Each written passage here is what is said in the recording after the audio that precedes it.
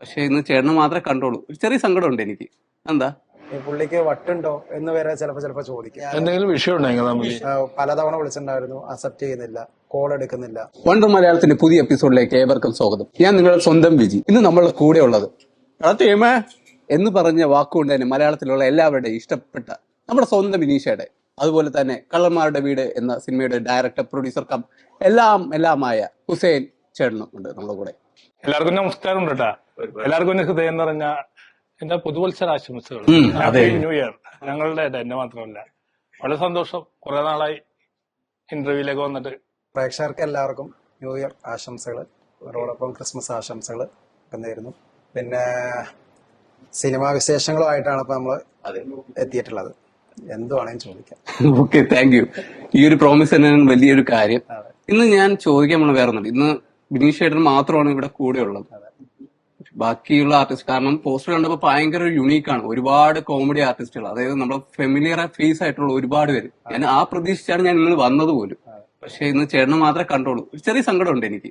എന്താ? അല്ല, അത് നമുക്ക് കുറ്റപ്പെടുത്താനും പറ്റില്ല, അല്ലെങ്കിൽ കുറ്റം പറയാതിരിക്കാനും പറ്റില്ല. അതാണ് മെയിൻ പ്രശ്നം. ഒന്ന് തിരക്കുകൾ ഉണ്ടാവാം. ഒന്നാമത് നമുക്കറിയാം, ക്രിസ്മസ് പ്രോഗ്രാമുകൾ ഒത്തിരി നടക്കുന്നുണ്ട്. പലരും വിദേശത്താണ്, പിന്നെ ഷൂട്ട് ഉള്ളവരുണ്ട്, പല തിരക്കുകളുണ്ട്. തിരക്ക് അഭിനയിക്കുന്നവരുണ്ടാവാം. ആ തിരക്ക് അഭിനയിക്കുന്നവരുടെ കാര്യം അവർ തന്നെ തുറന്നു പറയാം. മനസ്സിലായി? തിരക്കില്ലാത്തവരും നമ്മളോട് സഹകരിക്കുന്നവരും നമ്മളോടൊപ്പം എന്നും ആദ്യം മുതലും ഇന്ന് വരെയും സഹകരിക്കുന്നുണ്ട്. അതാണ് അതിന്റെ സത്യം. ഞാനൊരു ചോദ്യം കൂടി ഓപ്പൺ ആയിട്ട് ചോദിക്കണം. അതായത് ഈ സിനിമയിൽ ഫെമിലിയർ ഫേസ് മാത്രമല്ല പുതുമുഖങ്ങൾക്ക് അവസരം കൊടുത്തിട്ടുണ്ടോ? 32 കൂടുതൽ പേരും ഉണ്ട് ആളുകൾ. പക്ഷെ നമ്മളൊരു 32 പേരെ പറയുന്നതെന്ന് വെച്ചിട്ടുണ്ടെങ്കിൽ അതിലും കൂടുതൽ കൊടുക്കാൻ മാത്രം ഈ പുള്ളിക്ക് വട്ടുണ്ടോ എന്ന് വരെ ചിലപ്പോ ചോദിക്കും. കാരണം നമ്മള് കഴിവുള്ളവരെ പൊക്കിക്കൊണ്ടുവരാം.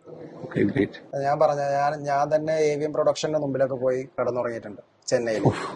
കാരണം ഒരു അവസരം കിട്ടാൻ വേണ്ടിയിട്ട്, അഭിനയിക്കാൻ വേണ്ടിയിട്ടല്ല, സിനിമയുടെ ഏതെങ്കിലും ഒരു ഭാഗമാകാൻ വേണ്ടിയിട്ട്. അന്നൊന്നും കിട്ടാതെ പോയ ഒരു സിനിമ കൊച്ചിയില് എന്റെ മാമന്റെ വീട് നെടുമ്പാശ്ശേരി. അവിടെ വന്ന സമയത്ത് പൂത്തുമ്പി മൂവാലന്മാരുടെ സെറ്റ്, അതിലാണ് എനിക്ക് ആദ്യം ഒരു അവസരം. അതും ആർട്ട് സെക്ഷനിലാണ്. അങ്ങനെ കിട്ടി കയറി വന്ന ഒരു വ്യക്തിയാണ് ഞാൻ. 16 വർഷം ഈ ഫീൽഡിലുണ്ടായിരുന്നു. നിർത്തി പിന്നെ കൺസ്ട്രക്ഷൻ ഫീൽഡിലോട്ട് മാറിയതാ. കൺസ്ട്രക്ഷൻ ഫീൽഡില് അങ്ങനെ മൊത്തം എല്ലാ ഫുൾ വർക്ക് അറിയാം. വിനീഷേട്ടൻ ടൈൽസിന്റെ വർക്ക് അല്ലേ? അതുകൊണ്ടാണ് ഈ ഒരു കണക്ഷൻ. ഒരു ഹൗസിന്റെ, ഒരു വീടിന്റെ ഫുൾ വർക്ക് ചെയ്യുന്ന ഒരു വ്യക്തിയാണ്. എനിക്ക് എല്ലാ വർക്കും അറിയാം അതിന്റെ. പിന്നെ അതാണ് നമ്മുടെ മെയിൻ. അതിപ്പോഴും ഉണ്ട്. കണ്ണൂര് ബേസ് ചെയ്തിട്ടാണ് നമ്മുടെ വർക്ക്. അതിന്റെ ഇടയിൽ ഇതൊരു ബിനീഷേട്ടന്റെ അടുത്ത് ഞാൻ ഈ പോസ്റ്റർ കണ്ടപ്പം എനിക്ക് ഭയങ്കര ഒരു യുണീക്കായിട്ട്, അതും യുണീക്ക് എന്ന് പറഞ്ഞ മലയാളം പറ, ഒരു പ്രത്യേകമായിട്ട്. ഓക്കെ, പ്രത്യേകിച്ച് ആ ഒരു കോസ്റ്റ്യൂം, പള്ളിയിലച്ഛന്റെ കോസ്റ്റ്യൂം. പള്ളിയിലച്ഛനായിട്ടാണ് ഇരിക്കുന്നത്. ഒറിജിനൽ കോമഡിയാണ്. ഞാൻ ശരിക്കും പറഞ്ഞ ഈ സിനിമയില് 20 മിനിറ്റോളം ഉണ്ട് എന്റെ സീന്. അന്ന് ഞാൻ അതില് മെയിൻ ക്യാരക്ടറും അല്ല. എന്നാൽ ഞാൻ വന്നിട്ട് 20 മിനിറ്റ് പെർഫോം ചെയ്ത് അച്ഛൻ വന്ന് പെർഫോം ചെയ്യുന്നുണ്ട്. കോമഡിയാണ്.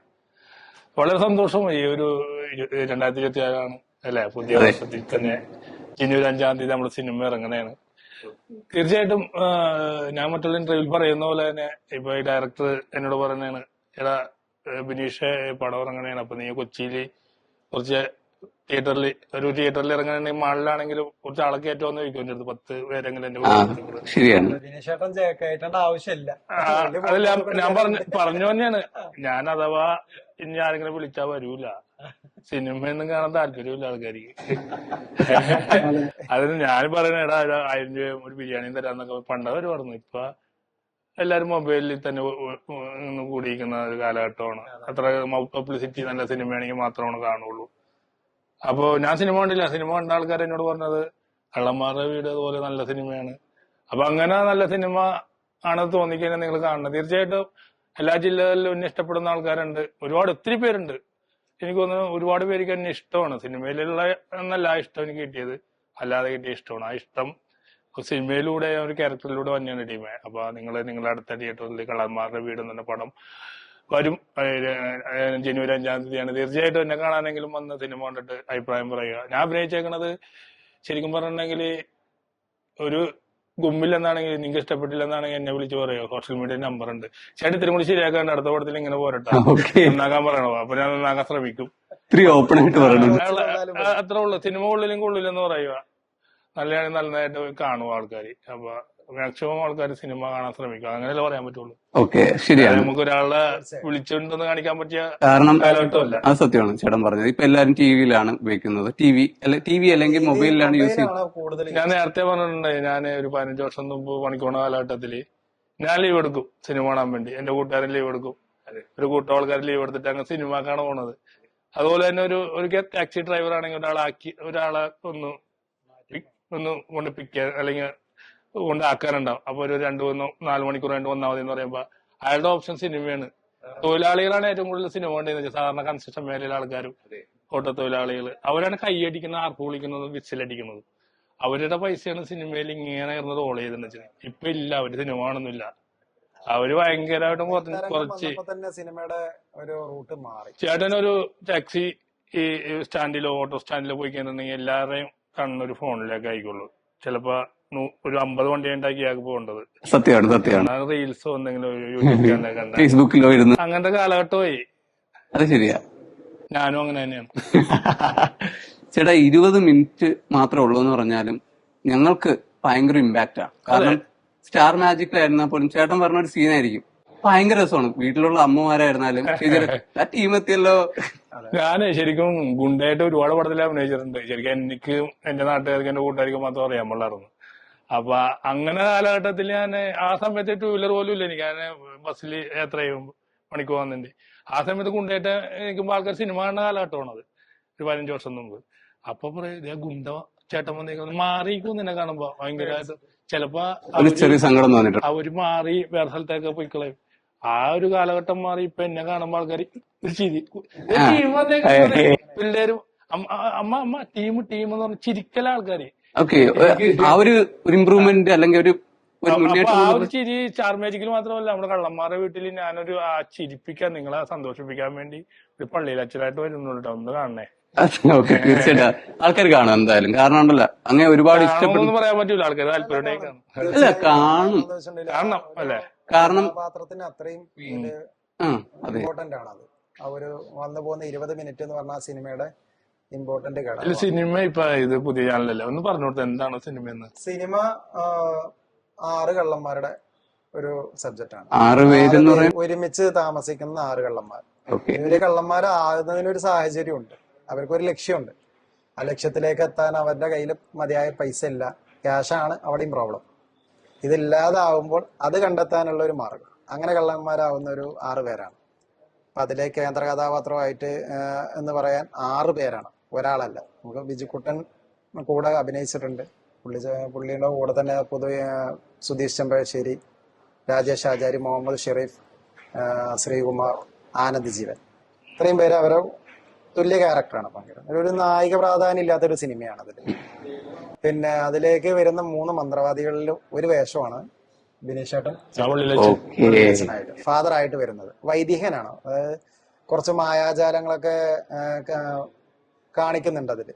അത് സിനിമയിൽ അഭിനയിക്കുമ്പോ കാണിച്ചിട്ടില്ല, നമ്മളത് വേറൊരു മോഡല് ഇതിലെ കുട്ടികൾക്ക് വേണ്ടിയിട്ട് അത് ചെയ്തിട്ടുണ്ട്. മായാജാലം തന്നെയാണ്, ശരിക്കും ഒരു രസിച്ചിരിക്കാൻ പറ്റുന്ന ഒരു സംഭവങ്ങളുണ്ട് ഈ സിനിമയിൽ കുട്ടികൾക്ക്. കുട്ടികളും ഫാമിലികളും നമ്മൾ തിയേറ്ററിലേക്ക് എങ്ങനെ എത്തിക്കാം എന്നുള്ളത് തന്നെയാണ് നമ്മുടെ ഒരു തിയേറ്റർ എക്സ്പീരിയൻസ് തന്നെയാണ്. കാരണം എന്ന് വെച്ചാൽ ഒത്തിരി കാലമായിട്ട് നമുക്ക് കുട്ടികളുടെ ഒരു നല്ലൊരു സിനിമ വന്നിട്ടില്ല. നമ്മളെ കൊണ്ട് പറ്റുവാണെങ്കിൽ കുട്ടികളെയും ഫാമിലിനെയും അതുപോലെ കോമഡി ഇഷ്ടപ്പെടുന്നവരും ഹൊറർ ടച്ചുള്ള സിനിമയാണത്.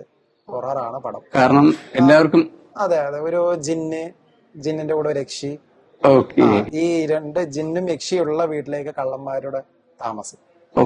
തിയേറ്റർ എക്സ്പീരിയൻസ് ആണെന്ന് ഡെഫിനറ്റ് ആയിട്ട് പറയാം. ഒരു വീട്ടില് യക്ഷിയുണ്ട്, യക്ഷിയുള്ള വീട്ടിലാണ് കള്ളന്മാര് താമസിക്കുന്നത് ഓൾറെഡി. ആ വീട്ടിലേക്ക് വീണ്ടും ഒരു ജിന്ന് കയറി വരുവാണ്. അപ്പൊ ഈ ജിന്നും യക്ഷിയും തമ്മിലുള്ള 2 പേരും ഉള്ള വീട്ടിലാണ് കള്ളന്മാരുടെ താമസം. അപ്പൊ അവിടെ ഉണ്ടാകുന്ന ഒരു സംഭവവികാസങ്ങൾ നമ്മൾ ചിലപ്പോ നിങ്ങൾ ചിന്തിക്കുന്നതിനേക്കാൾ പരമായിരിക്കും സിനിമയിൽ വരുന്ന സാധനം. നിങ്ങൾ വിചാരിക്കും അതിഭയാനകമായ കുട്ടികളെ പേടിപ്പെടുത്തുന്ന രീതിയിലുള്ള ഒരു സിനിമയല്ല. കുട്ടികൾക്ക് രസിച്ചിരിച്ച് അങ്ങനെ ഇരുന്ന് കണ്ട ഒരു സബ്ജക്റ്റ് ആണത്. ഒരുപാട് വിഷ്വൽ സ്റ്റോറി. പിന്നെ ഒരു കാര്യം ഒരു വെച്ചിട്ടുണ്ടെങ്കിൽ ഞാൻ പറയാം ഇപ്പോഴും പറയാം, ഒരു ബുദ്ധിജീവി പടമല്ല. നല്ലത്. ബുദ്ധിജീവി പടം പറയുമ്പോൾ നമ്മൾ തിയേറ്ററിലേക്ക് ഒരു സിനിമ എത്തുന്നതിന് മുമ്പ് അതിനെ കീറി മുറിച്ച് പ്രൊഡ്യൂസർക്കും ഇല്ല, ഡയറക്ടർക്കും ഇല്ല, തിയേറ്ററുകാർക്കും ഇല്ലാതാക്കുന്ന ഒരു പടമല്ല. അങ്ങനെ വന്ന് റിവ്യൂ പറയുന്നവർക്ക് പറ്റുന്ന ഒരു പടമല്ല.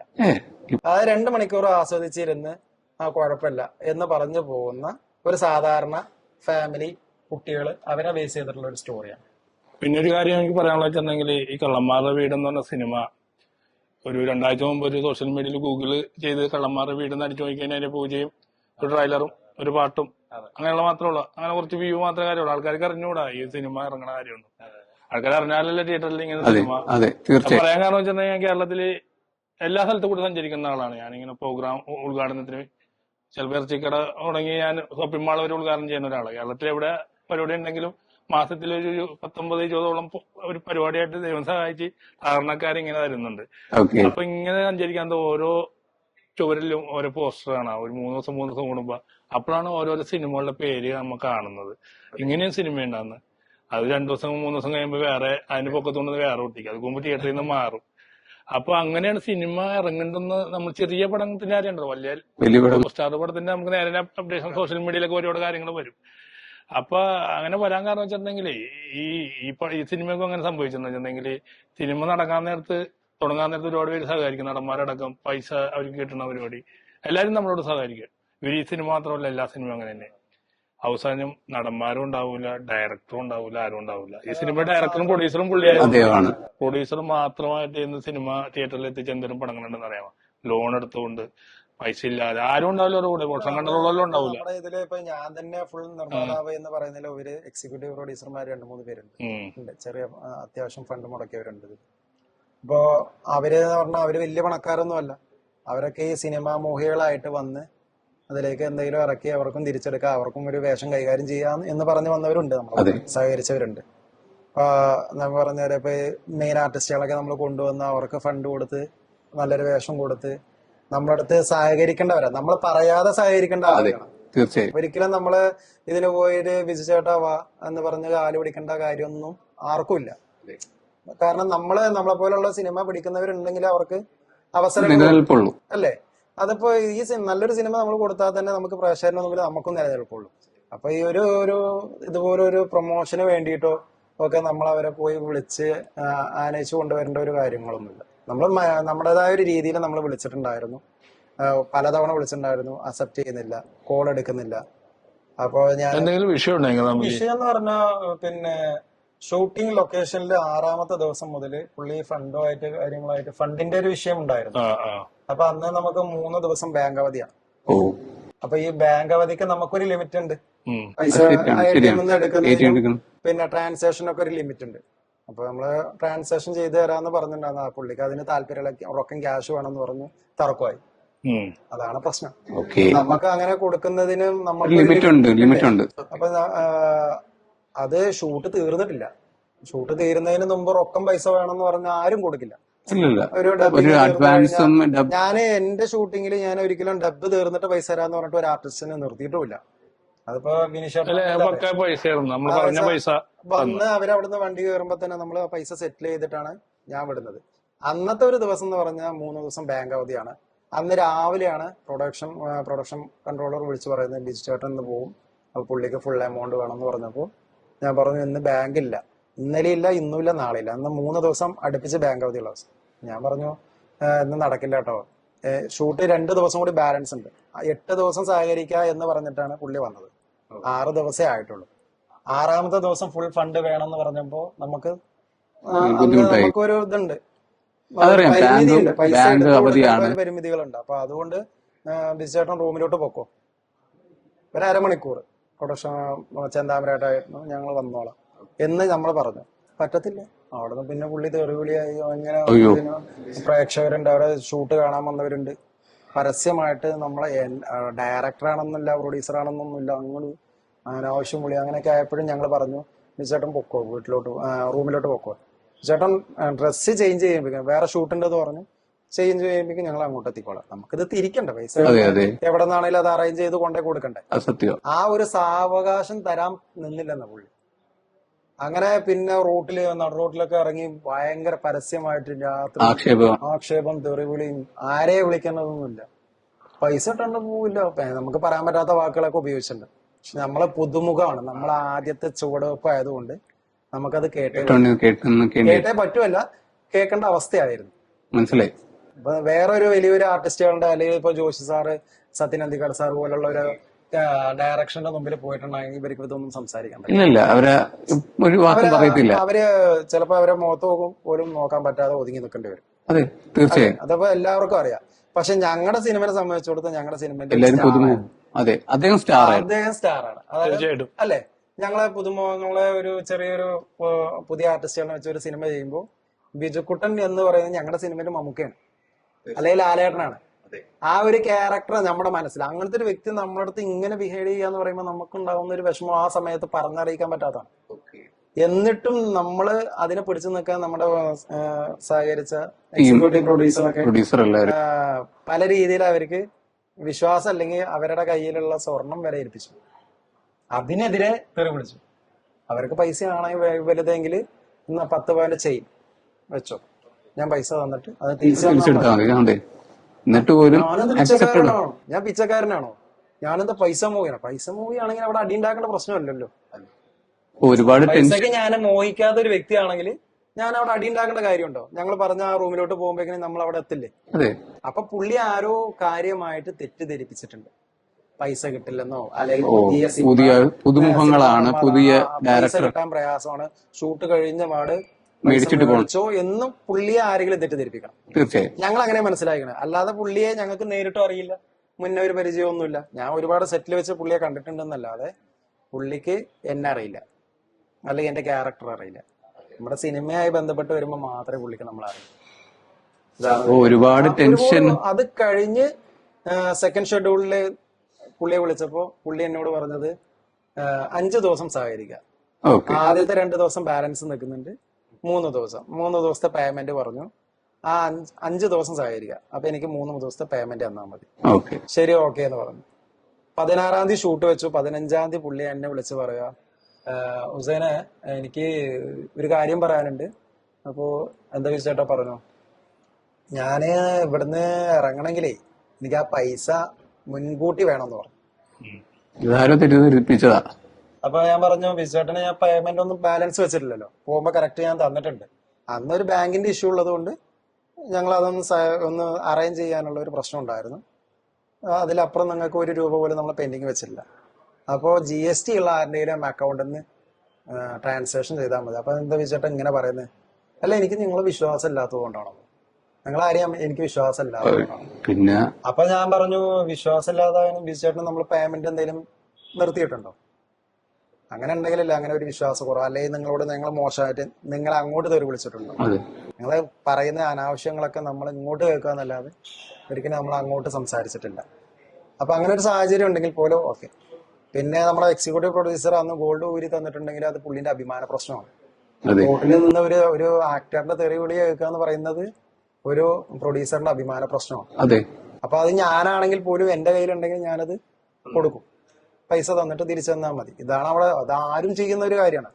അതിപ്പോ പുള്ളി അപ്പൊ അങ്ങനെ പറയുകയാണെങ്കിൽ പുള്ളിന്റെ അഭിമാന പ്രശ്നമാണെങ്കിൽ പുള്ളി നമ്മളെ വിളിച്ച അനാവശ്യങ്ങൾക്ക് നമ്മൾ തിരിച്ച് പുള്ളിയോടും സംസാരിക്കില്ലേ? അപ്പൊ അങ്ങനത്തെ ഒരു സിറ്റുവേഷൻ ആയിരുന്നു അവിടെ ഉണ്ടായിരുന്നത്. അപ്പൊ ആ തെറ്റിദ്ധാരണ, അപ്പൊ ഞാൻ പറഞ്ഞു, അങ്ങനെ ഒരു തെറ്റിദ്ധാരണ, വിശ്വാസം ഇല്ലാത്ത ഒരാളെ വീണ്ടും എന്റെ സിനിമയിലേക്ക് ഞാൻ വിളിക്കേണ്ട കാര്യമല്ലല്ലോ. അപ്പൊ ഞാൻ കഥയിലെ ലേശം ചേഞ്ച് വരുത്തി. സ്റ്റോറി ഇപ്പൊ ഞാൻ തന്നെയാണ് എഴുതിയത്. ചെറിയ ചേഞ്ച് വരുത്തിയിട്ട് ഞാൻ അതിനെ വേറൊരു രീതിയിലേക്ക് മേക്ക് ചെയ്തു. എന്നിട്ടും പുള്ളി വന്ന് സഹകരിക്കുക എന്ന് പറഞ്ഞു. പുള്ളി വീണ്ടും വന്നു. അതാ രസം. അല്ല, അഭിനയിക്കാൻ വന്നു. വീണ്ടും ഒരു 2 ദിവസം വന്നു, 2-3 ദിവസം വന്ന് അഭിനയിച്ചു പോയി.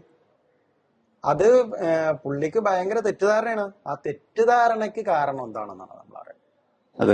ഇങ്ങനെ അത് 2ാം തവണ വന്നിട്ട് പോകുമ്പോഴും വഴക്കിട്ട് ഒരു ഉടക്കിലാ പോയത്. പിന്നെ പുള്ളി നമ്മളെ വിളിച്ചാൽ സംസാരിക്കുന്നില്ല. നമ്മള് ഇപ്പൊ സംസാരിക്കുന്ന ആൾക്കാർ ഓർക്കും ഭയങ്കരമായിട്ടും തെറ്റുകാരൻ പുള്ളിയാന്ന് പറഞ്ഞു. പുള്ളിക്ക് എന്തെങ്കിലും തെറ്റുകാരനാണെങ്കിൽ പുള്ളി നമ്മുടെ ആവശ്യം സമൂഹം അയാളെ തെറ്റുകാരനായിട്ട് കണക്കൂട്ടും. ബിജുചേട്ടൻ ഒത്തിരി ക്യാരക്ടറുകൾ ചെയ്തിട്ടുണ്ട്. നല്ല നടനാണ്, എല്ലാവർക്കും അറിയാം. പിന്നെ മിമിക്രി ആർട്ടിസ്റ്റ് ആണ്. എല്ലാം കൊണ്ടും പുള്ളി നല്ല കഴിവുള്ള ആളാണ്. ഈ സിനിമ പുള്ളിയുടെ കരിയറിൽ ഏറ്റവും നല്ലൊരു നാഴികക്കല്ല് പോലെ ഇരിക്കും. നാഴികക്കല്ലാണ്. കാരണം എന്താ വെച്ചിട്ടുണ്ടെങ്കിൽ പുള്ളിക്ക് അറിയില്ല ഇപ്പൊ ഈ സിനിമ എന്താണെന്നുള്ള പുള്ളിക്ക് ഇപ്പൊ കണ്ടിട്ടില്ല. പുള്ളി അത് ശരി. കാണാൻ വേണ്ടി ഞങ്ങൾ ഒരു സാഹചര്യം ഒരുക്കി. കാരണം വീട്ടിൽ കൊണ്ടുപോയി പുള്ളിക്ക് കാണിച്ചു കൊടുക്കാന്ന് പറഞ്ഞു. പുള്ളി അതിന് നിന്നില്ല.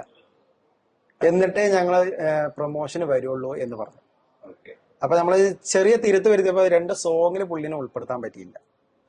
സോങ്ങിൽ ഉൾപ്പെടുത്താൻ പറ്റാത്തതിന്റെ കാരണം എന്ന് പറഞ്ഞാൽ പുള്ളി സഹകരിക്കാതെ ആകുമ്പോൾ നമുക്ക് ചേഞ്ച് വരുത്തണം. നമ്മുടെ സിനിമ നമുക്ക് കംപ്ലീറ്റ് ചെയ്യണ്ടേ. അതെ. അപ്പൊ ആ ചേഞ്ചിന്റെ ഭാഗമായിട്ട് സിനിമയുടെ 2 സോങ്ങിൽ പുള്ളിനെ ഉൾപ്പെടുത്താൻ പറ്റിയില്ല. അപ്പൊ പുള്ളി പറയുന്ന പരാതി അതാണ്, നമ്മുടെ സോങ്ങിൽ ഉൾപ്പെടുത്താൻ പറ്റി, എന്നെ സോങ്ങിൽ വിളിച്ചില്ല ഹുസൈൻ. ഒരു അഭിപ്രായം നമുക്ക് പറയാൻ പറ്റില്ലല്ലോ. നിങ്ങൾ സഹകരിക്കാത്തതുകൊണ്ട് നമ്മളെങ്ങനെ കഥ ചേഞ്ച് വരുത്തി എന്ന് പറയുമ്പോ അതും വിഷമാവും. നമുക്ക് പറയാനും പറ്റാത്ത ഒരു അവസ്ഥയാണ്. പക്ഷെ അത് ഡയറക്ടറിന്റെ ഒരു കഴിവല്ലേ, കൺട്രോളിൽ കിടക്കുന്ന ഒരു എന്റെ പരിമിതിയാണ്. അപ്പൊ പുള്ളി പറഞ്ഞു, പിന്നെ ലാസ്റ്റ് വിളിച്ചപ്പോ പറഞ്ഞു കണ്ടിന്യൂറ്റി പ്രോബ്ലം ഉണ്ട്. കണ്ടിന്യൂറ്റി പ്രോബ്ലം ഉണ്ടെങ്കിൽ പ്രേക്ഷകരല്ലേ അറിയും, തിരിച്ചറിയും, പെട്ടെന്ന് അറിയും. അതായത് പൊതുവെ മലയാള സിനിമയില് നമുക്ക് ആർക്കും ഒരു തട്ടിപ്പും വെട്ടിപ്പും നടത്താൻ പറ്റത്തില്ല. വലിച്ചു കയറും.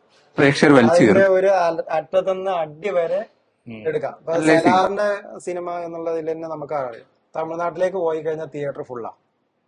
കേരളത്തിലേക്ക് വരുമ്പോ തിയേറ്ററിൽ 10-15 പേരെ കാണത്തുള്ളൂ. ഒത്തിരി തിയേറ്ററുകൾ അവിടെ നിൽക്കുക. നമ്മളെ പോലെ സാധാരണ സിനിമക്കാർക്ക് വരെ റിലീസിങ് അത് കാരണം മുടങ്ങി കിടക്കുന്നുണ്ട്. ഡേറ്റുകൾ മാറ്റേണ്ട. 15-ാം തീയതി ഞങ്ങളുടെ റിലീസ് ഉണ്ടായിരുന്നു. ഈ പടം പേടിച്ചിട്ടാ നമ്മള് 29-ലേക്ക് മാറ്റി. 29-ലേക്ക് വരുമ്പോ ഇവരുടെ കയ്യിലാണ് തിയേറ്റർ ഉള്ളത്. അപ്പൊ നമുക്ക് അവിടെ തിയേറ്റർ കിട്ടുന്നില്ല. അപ്പൊ വീണ്ടും നമ്മൾ അടുത്ത ഡേറ്റിലേക്ക് മാറ്റുവാണ്. അപ്പൊ ഇത് വരുന്നത് എന്തുകൊണ്ടാണ്? ഇങ്ങനെയുള്ള വമ്പൻ പടങ്ങൾ വരുന്നതുകൊണ്ടാണ്. അപ്പൊ അവരിന്റെ ഇടയിലേക്ക് നമ്മൾ കയറി ചെല്ലുന്നത്. ഈ ചെറിയ ആളുകള് ആദ്യ ചുവടുവെപ്പ് നന്നായി പേടിക്കാനുണ്ട്. ഈ നമ്മുടെ മുടക്കുമുതൽ കിട്ടിയാൽ മതി, കൂടുതലൊന്നും വേണ്ട. നമ്മളെ സഹകരിച്ചവരുടെ ആധാരങ്ങളൊക്കെ പണയത്തിലാണ്. അപ്പൊ അതൊക്കെ എടുക്കണമെങ്കിലൊക്കെ നമ്മളടുത്ത് സഹകരിച്ചേ പറ്റുള്ളൂ. ഇതൊന്നും നമ്മൾ പറഞ്ഞു കൊടുക്കേണ്ട, ബിജു ചേട്ടനെ പോലുള്ള ഒരു ആർട്ടിസ്റ്റിന് നമ്മൾ പറഞ്ഞു കൊടുക്കേണ്ട ഒരു കാര്യമല്ല. പുള്ളിക്കൊക്കെ സ്വന്തമായിട്ട് അഭിപ്രായങ്ങളും സ്വാതന്ത്ര്യവും ഒക്കെ ഉള്ള ആളാണ്. പുള്ളിക്ക് മനസ്സിലാവുന്ന സാധാരണക്കാരന്റെ വിഷമം എന്താന്ന് മനസ്സിലാക്കി പുള്ളി ഇറങ്ങി വരേണ്ട സാധനം. ഇത്രേ നമുക്ക് പറയാനുള്ളൂ. ബിനീഷേട്ടൻ നമ്മളടുത്ത് പറഞ്ഞിട്ടുണ്ട്, ബിനീഷേട്ടൻ എപ്പോ ആണെങ്കിലും വിളിച്ചു. എന്നാലാവുന്ന പ്രൊമോഷൻ പല രീതിയിലും എന്നോട് പറഞ്ഞിട്ടുണ്ട്.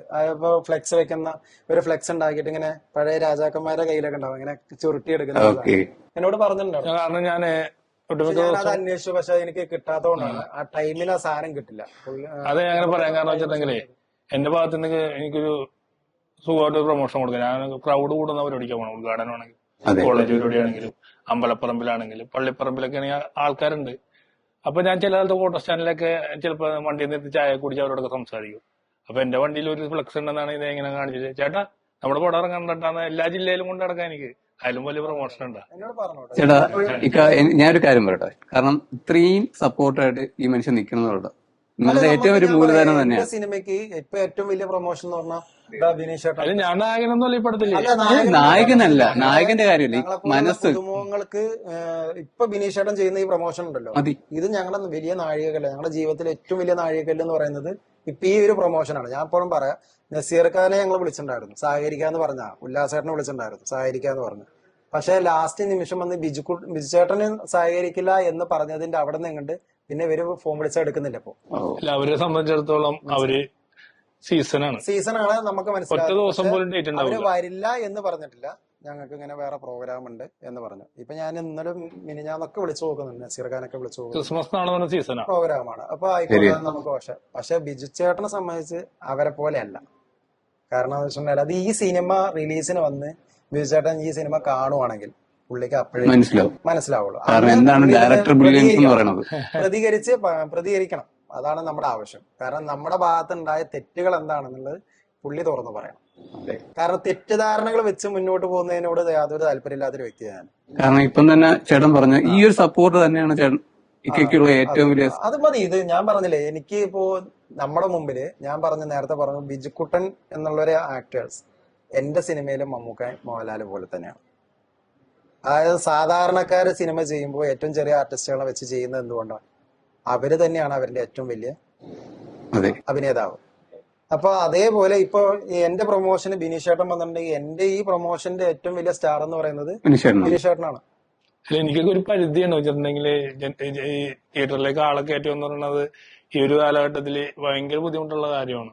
അതെ ഞാൻ മനസ്സിലാക്കിയത് ഇപ്പൊ റീൽസ് ആയിട്ടാണെങ്കിൽ എന്തൊക്കെയായാലും ഈ പടത്തിന്റെ പ്രൊമോഷനായിട്ട് ചെറിയ വീഡിയോകള്, എന്റെ വീഡിയോകൾ കാണുമ്പോൾ എനിക്ക് തോന്നുന്നത് കേരളത്തിൽ ഒരുപാട് പേര് എന്നെ ഇഷ്ടപ്പെടുന്ന ആൾക്കാരുണ്ട്. തീർച്ചയായിട്ടും ചില തിയേറ്ററിൽ ഇറങ്ങുന്ന അവരുടെ അടുത്തൊക്കെ തിയേറ്റർ ഉണ്ടാവും. എന്നെ കാണാനെങ്കിലും ഈ പടത്തിൽ തിയേറ്ററിൽ വരാൻ സാധ്യതയുണ്ട്. ഞാൻ ക്ഷണിക്കുകയാണ് നിങ്ങളെ ഒന്നും കൂടി. എന്തായാലും വരും അവര്. തീർച്ചയായിട്ടും വന്നു. അല്ല, നമുക്ക് പേടിയെന്ന് പറഞ്ഞാൽ ഇപ്പോ ഏത് സിനിമ ഇറങ്ങിക്കഴിഞ്ഞാലും നമ്മളെ ഫസ്റ്റ് ഷോ കഴിഞ്ഞു കഴിഞ്ഞാല്, ആദ്യത്തെ ഷോ കഴിഞ്ഞാൽ പിന്നെ എല്ലാരും യൂട്യൂബിൽ നോക്കി നിൽക്കുക. അതെ റിവ്യൂ കാണാൻ വേണ്ടിയിട്ടാണ് നോക്കി നിൽക്കുന്നത്. ഈ റിവ്യൂ നോക്കി വെക്കുമ്പോഴും ഏറ്റവും കൂടുതൽ ആളുകൾ വെയിറ്റ് ചെയ്ത് വെക്കുന്നത് കോക്കിന് വേണ്ടിയിട്ടാണ്. അതെ അതെ എല്ലാരും. അതായത് ആരുടെ റിവ്യൂക്കും അവിടെ സ്ഥാനമല്ല. കോക്ക് എന്ന് പറയുന്ന യശ്വന്ത് കോക്കിന്റെ റിവ്യൂക്ക് വേണ്ടിയിട്ട് എല്ലാരും വെയിറ്റ്. ഞാൻ വരെ വെയിറ്റിംഗ് ആണ്. അതെന്താ, പുള്ളി പറഞ്ഞു കഴിഞ്ഞാൽ പിന്നെ കഴിഞ്ഞ അവിടെ എന്നുള്ള ഒരു നിലപാടിലേക്ക് സിനിമ മാറി. സിനിമയും പ്രേക്ഷകരും അങ്ങനെയല്ല. മാറി. ഞാൻ ആസ് എ വ്യൂവർ, ഒരാളുടെ വ്യക്തി സ്വാതന്ത്ര്യമല്ല സിനിമ. സിനിമ എന്ന് പറഞ്ഞാൽ ഒരുപാട് പേരുടെ കഷ്ടപ്പാടിലുണ്ടാവുന്നതാണ്. അപ്പം നമുക്ക് അങ്ങനെ ഒരു വ്യക്തിയെ ഒരു പിൻ പോയിന്റ് ചെയ്യേണ്ട ആവശ്യമൊന്നുമില്ല. അതുകൊണ്ടാണ് അതാണ് ഞാൻ ഞാൻ ചിന്തിക്കുന്നത് as a തുടക്കത്തിലേ viewer. പറയുന്നത് നമ്മുടെ സിനിമ ഞാൻ പറഞ്ഞ അങ്ങനെ കണ്ടിട്ടേ സിനിമയല്ല. അതെ. അത് കീറി മുറിക്കാൻ പറ്റുന്ന ഒരു സിനിമ അല്ല. അത് ഒരാളുടെ ചിലപ്പോ ഉണ്ടല്ലോ, ഒരു ഡയറക്ടർ ബ്രില്യൻസ് ആവാം, അതെ അതെ. ഒരുപാട് ആർട്ടിസ്റ്റുകളുടെ മെനക്കെട്ട് ഒരു ദിവസം അതെ. അദ്ദേഹം എത്ര ഒരു 5 മിനിറ്റ് അതായത് വർക്ക് ഒരു ചെയ്താൽ സിനിമ എന്ന് പറഞ്ഞാൽ ഒരു 10, 200, 300 കൂടുതൽ 1000 പേര് ഒക്കെ വർക്ക് ചെയ്യുന്ന ഒരു മേഖലയാണ് അതെ. സിനിമ. ഇപ്പൊ ഒരു നിർമ്മാതാവ് ഉണ്ടെങ്കിലേ അതുപോലെ വീണ്ടും ഒരു സിനിമ പുറത്തു വരുള്ളൂ. അതെ. ഇത്രയും പേർക്ക് ജോലി കിട്ടുള്ളൂ. അതെ. അപ്പൊ അത് ഒരാളുടെ ഒരു റിവ്യൂല് നഷ്ടപ്പെട്ടു പോയി, കഷ്ടപ്പാടും തൂക്കുകയറ് വരെ എടുക്കേണ്ട ഒരു അവസ്ഥ വരുന്നുണ്ട്. പല നിർമ്മാതാക്കളുടെ അവസ്ഥയാണ് ഞാൻ പറഞ്ഞത്. കാരണം ഗാലറിയുടെ പുറത്തിരുന്ന് ഇങ്ങനെ ചെയ്ത അങ്ങനെ ചെയ്ത അതെ, അതെ. മറ്റൊന്ന് പറയാം പലർക്കും. പക്ഷെ ഗ്രൗണ്ടിൽ ഇറങ്ങി കളിക്കാൻ ഭയങ്കര പാടാ. ഞാൻ പറയും, കാരണം ഈ പറയുന്നവര് ഇക്കൊക്കെ ഒരുപാട് പ്രശ്നം ഉണ്ടായിരുന്നല്ലോ. ഫണ്ട് മാത്രമല്ല, ഡയറക്ഷൻ എല്ലാം അതായത് ഞാൻ പറയാം, ഞാന് ആക്ഷൻ പറഞ്ഞ അവിടെ ക്യാമറയ്ക്ക് മുമ്പിൽ ഇരിക്കുമ്പോഴും വേറെ ചിന്തകളായിരിക്കും. എന്റെ ചിന്തകളില് നാളത്തെ ഒരു ദിവസം ഷൂട്ട് പോകാനുള്ള ഫണ്ട് അതെ. ഇതെങ്ങനെ സെറ്റാക്കാം, വന്ന ആർട്ടിസ്റ്റുകൾക്കുള്ള ഫുഡ്, അവരുടെ അക്കോമഡേഷൻ കാര്യങ്ങൾ നോക്കണം. ഇതിന്റെ ഇടയിൽ ഇനി പുതിയ ഒരു ആർട്ടിസ്റ്റിനെ കൊണ്ടുവരണമെങ്കിൽ അല്ലെങ്കിൽ ജൂനിയർ ആർട്ടിസ്റ്റിനെ കൊണ്ടുവരണമെങ്കിൽ അത് നോക്കണം. ലൊക്കേഷനിൽ ഇവരെല്ലാവരും സേഫ് ആണോ അത് നോക്കണം. പൈസയ്ക്ക് വേണ്ടി ഓടണം, ഡയറക്ഷനും ചെയ്യണം. അതായത് ആ സമയത്ത് തന്നെയാണ് പല സാധനങ്ങളും എഴുതുന്നത്. സ്ക്രിപ്റ്റ് കംപ്ലീറ്റഡ് അല്ലായിരുന്നു ആ സമയത്ത്. അപ്പൊ എന്റെ മൈൻഡിൽ ഒരു സ്റ്റോറി ഉണ്ട്. ആ സ്റ്റോറി എങ്ങനെ ഷൂട്ട് എങ്ങനെ ഓവർകം ചെയ്തു കാരണം എല്ലാം ഞാനാ ചെയ്തുകൊണ്ടിരുന്ന all in all producer, director, എല്ലാം നമ്മൾ സ്ക്രിപ്റ്റർ. അപ്പം ഈ ഒരു ടൈമില് അതാ പറയാ, ചുരുങ്ങിയ സമയം, അതായത് ശരിക്കും 19 ദിവസത്തിൽ ഷൂട്ട് തീർന്നായിരുന്നു കംപ്ലീറ്റ്. പിന്നെ ഞാൻ വീണ്ടും കുറച്ച് സാധനങ്ങൾ കൂടി, ഒരു സോങ് ഒക്കെ നമ്മൾ ആഡ് ചെയ്യുമ്പോൾ അതിനെ വീണ്ടും ഒരു ഷെഡ്യൂൾ ഇട്ട് ഒരു 3-4 ദിവസം എക്സ്ട്രാ എടുത്തിട്ട് സെക്കൻഡ് ഷെഡ്യൂൾ ഇട്ടിട്ടാണ് ഞാൻ പിന്നെ അത് ചെയ്തത്. അതായത് ബിനീഷേട്ടനൊക്കെ വന്ന സമയത്ത് ബിനീഷേട്ടൻ വരെ എനിക്ക് മെസ്സേജ് ഇട്ടുണ്ടായിരുന്നു, ഇത്രയും ചുരുങ്ങിയ സമയം. ഞാനിപ്പോ ഒരു 5 ദിവസം കഴിഞ്ഞ ഷൂട്ട് അല്ലേ, എനിക്കൊരു വോയിസ് ഇട്ടുണ്ടായിരുന്നു. ബിനീഷേട്ടൻ എനിക്ക് എന്റെ വാട്സാപ്പിലോട്ട് എനിക്കൊരു വോയിസ് ഉണ്ടായിരുന്നു.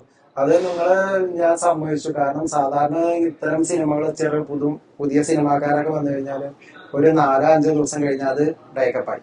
പിന്നെ അത് ഉയർന്നു വരാൻ പാടാണ്. അങ്ങനെ ഒത്തിരി ആളുകളെ പരിചയമുണ്ട്. നിങ്ങൾ എന്തായാലും ആ കാര്യത്തില് നിങ്ങൾ സമ്മതിച്ചു. പടം കംപ്ലീറ്റ് ആയില്ലേ, അത് വലിയൊരു സംഭവം തന്നെയാണെന്ന് പറഞ്ഞിട്ട് എന്നെ അപ്രീഷിയേറ്റ് ചെയ്തൊരു തിയേറ്ററിൽ എത്തിക്കുക എന്ന് പറഞ്ഞാൽ ഭയങ്കര സംഭവമാണ്. ഞാനിപ്പോഴും പറഞ്ഞത് നമ്മളെ ഫണ്ട് മുടക്കിയവരൊക്കെ പേടിച്ച് നിൽക്കുന്ന ഒരു സാഹചര്യമാണ്. അതെന്താ വെച്ചിട്ടുണ്ടെങ്കിൽ അവർക്കിടെ ഞാൻ പറയാം, എന്റെ കൂടെ എന്നെ സഹകരിച്ച് വന്ന, എന്റെ കൂടെ അഭിനയിച്ച പുതിയമുഖ ആർട്ടിസ്റ്റുകൾ അവരെന്റെ കൂടെ സഹകരിക്കുന്നവരാണ്, എന്റെ സുഹൃത്തുക്കളാണ്. അതിലുപരി എന്റെ സുഹൃത്തുക്കളാണ് അതിലേക്ക് ഫണ്ട് തന്നിട്ടുള്ളത്. അപ്പൊ അവരുടെ വീട്ടിലൊക്കെ അവർക്കൊരു വിഷമമുണ്ട്, നമ്മളോട് പറയാൻ പറ്റാത്തൊരു വിഷമമുണ്ട്.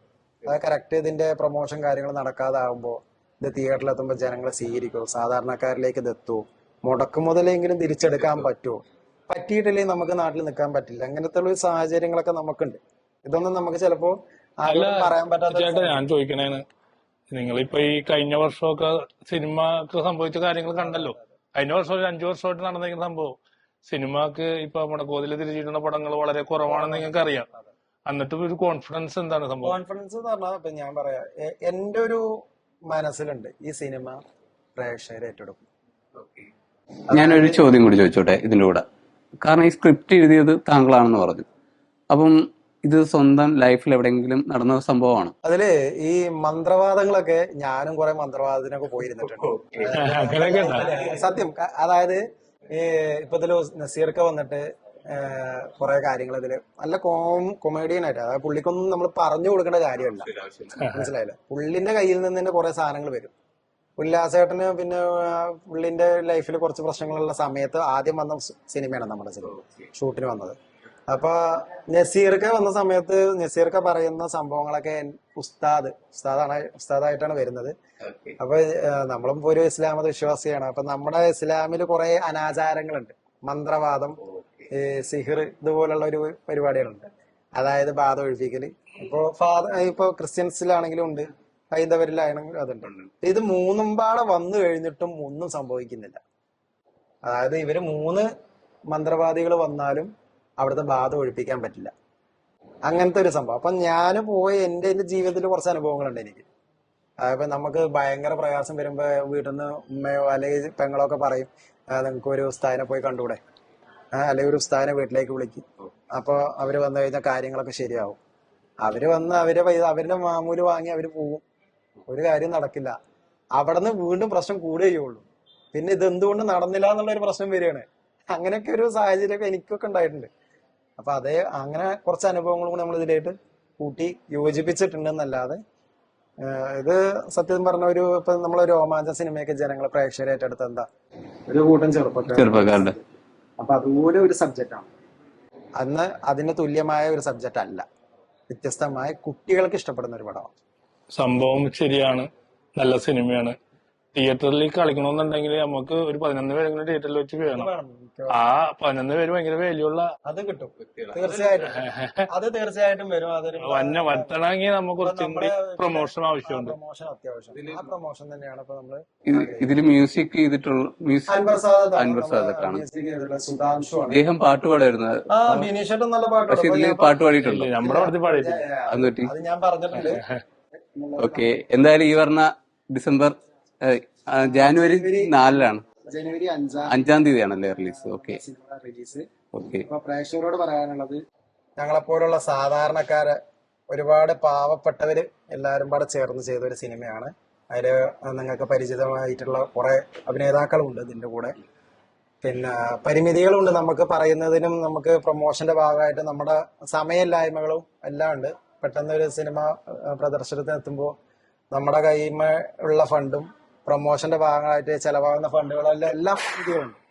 അപ്പൊ ആ ഉള്ള പരിമിതികൾ വെച്ചിട്ടാണ് പറയുന്നത്, പ്രേക്ഷകർ ഞങ്ങളെപ്പോലുള്ള സാധാരണക്കാരുടെ സിനിമ ഇത് കുട്ടികൾക്കും ഫാമിലികൾക്കും അത്യാവശ്യം നന്നായിട്ട് 2 മണിക്കൂർ സുഖമായിട്ട് സന്തോഷം തരുന്ന ഒരു സിനിമയാണ്.